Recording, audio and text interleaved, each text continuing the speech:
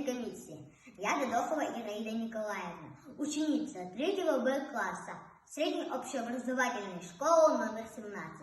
Представляю вашему вниманию произведение «Памятник». Автор Георгий Рублев. Это было в мае на рассвете, нарастал у стен Рейхстага бой. Девочку немецкую заметил наш солдат на пыльной мостовой. У столба, дрожа, она стояла.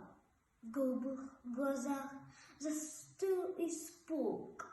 И куски светящего металла, смерть и муки сеяли вокруг. И тут он вспомнил, как, прощаясь летом, он свою дочурку целовал. И, может быть, отец девчонки этой дочерью родную расстрелял. Но тогда в Берлине под обстрелом полз боец и телом заслоня девочку в коротком платье белом осторожно вынес из огня. И, погладив ласковой ладонью, он ее на землю опустил. Говорят, что утром Маша в конях Сталину об этом доложил.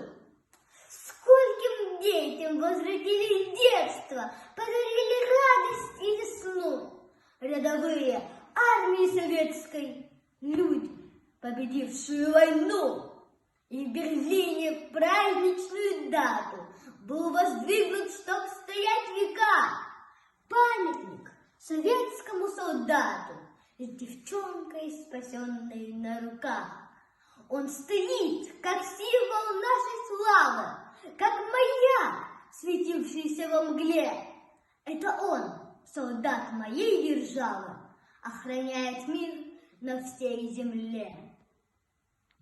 Благодарю за внимание.